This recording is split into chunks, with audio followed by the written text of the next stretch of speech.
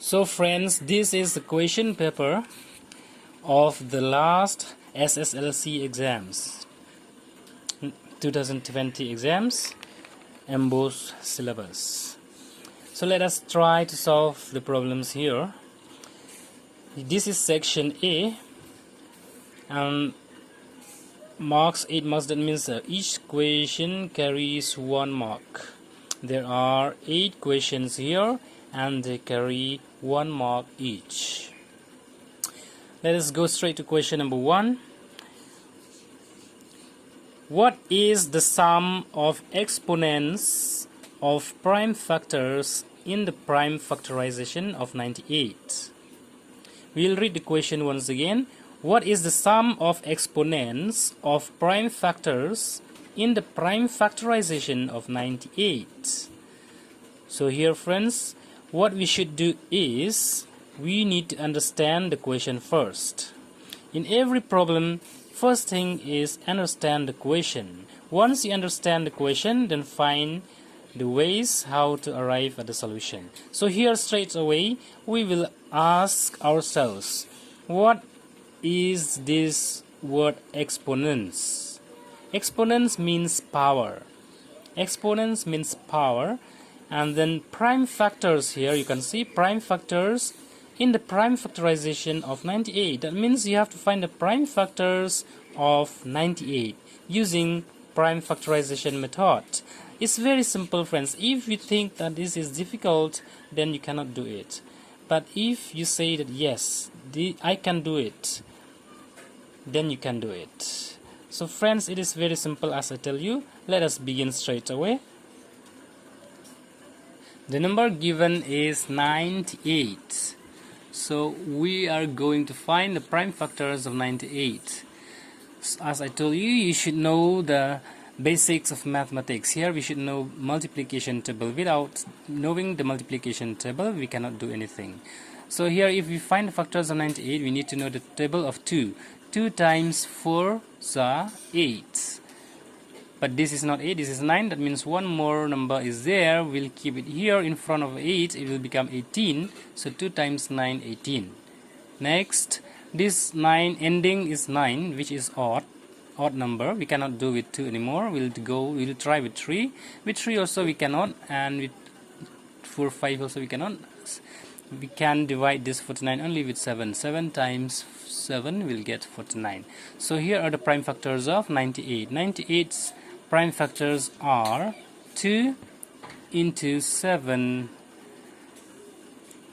into 7, which I can also write as 2 to the power of 1 because there is only 1 2, and then into 7 to the power of 2 because there are 2 7s.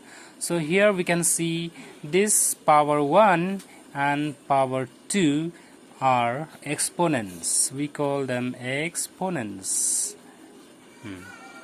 So friends, the question asks you, what is the sum of exponents of the prime factors? So here we got the exponents, that is 1 and 2. So therefore our solution number 1, our solution to the question number 1 is, if you want to write it in a proper manner, proper way, you should write it this way: factors of, or we can write prime factors, which is better.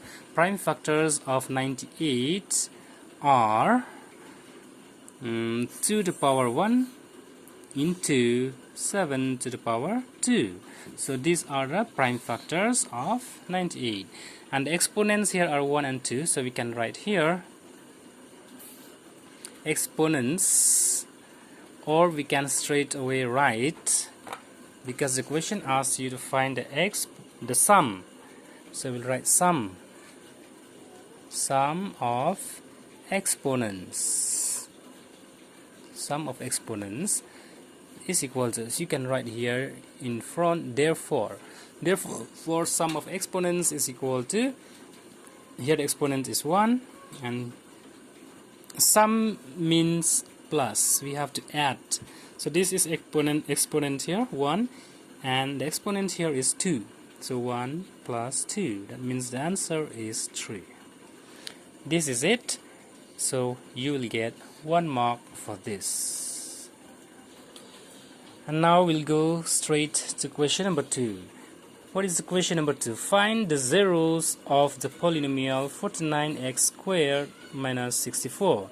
So as I said, we need to understand the question first. What do you need to find? We need to find the zeros of the polynomial. Zeros. What is the meaning of zeros? Zeros means the value of the variable. Here the variable means unknown value here. Unknown number here is x. So what will be the value of x? If we keep here, we will get 0. What should we keep in place of x to simplify this to 0? That means we have to find the value of x such that this term, this polynomial, will result in 0. So how we'll go about it? We'll do like this. We will write solution number 2. Solution to question number 2. Given polynomial is, I write here px. P means polynomial, x means in the variable x. Polynomial in the variable x. The given polynomial in the question is 49x squared minus 64. So to get the value of x such that we'll get 0, the result as 0, we have to write like this. We have to write let this px, which equals to this one, let it be equal to 0. Let this polynomial be equal to 0. And now what we should know before going further is the formula. So in the class 7, class 8 and class 9 and also in class 10 textbooks, you will find the formula such as a plus b whole thing square is equal to how much? And then there is also a formula a minus b is equal to whole thing squared, and then there is also a formula a squared minus b squared is equal to how much? So here, friends, we will not need these things. I will need only this, so I will write only this one to save time. A squared minus b squared from the upper primary and from the secondary textbook is equal to a square or a plus b into a minus b. This is the formula. A squared minus b squared is equal to a plus b into a minus b. We will use this formula in this particular problem. So here, now we'll come back here, we'll look at this. These numbers, if you look at 49, it is a perfect square. Perfect square. If you look at 64 also, it is a perfect square. Perfect square means, like this number 49 here, we can write as 7 square. 7 square. 7 square, like this. 7 square means 7 into 7, we get 49. We can write it this way, so it is a perfect square. Same thing with 64 also, we can write 8 square, which means 8 into 8 equals to 64. So these numbers are perfect squares. But here you can see 49 x square. X square also is there, so I will not write the square here. I will write the square. I will take it common. I will write it outside the bracket here. So 49 is 7 square, and here x square, x square. Bracket means this square exponent, that means square, is for both 7 and x. Now there is a minus sign here, we should not forget the signs, and then equal 0. This will imply a square minus b square. If we look at the side, the formula a square minus b square. a square minus b square. Forget about this side, I'll cover it with my hand. Look at this. What is this? A square minus b square. This also, it comes in the form of a square minus b square, which means we can take this as a and this as b. So what is the formula? The formula a square minus b square equals to a plus b, whole thing, into a minus b. You have to enclose the brackets. A plus b into a minus b. Let us write here a plus b. I say a, but I write this. In place of a, I will write this. In place of b, I will write this number 8. So when I say a plus b, I mean this number and this number. So here also a plus b, I say I mean this number and this number. So a plus b into a minus b. A, I mean this one, and b is 8. And there is equal 0 here. Next, what do we do? 7x, there will be no more implies. We'll write either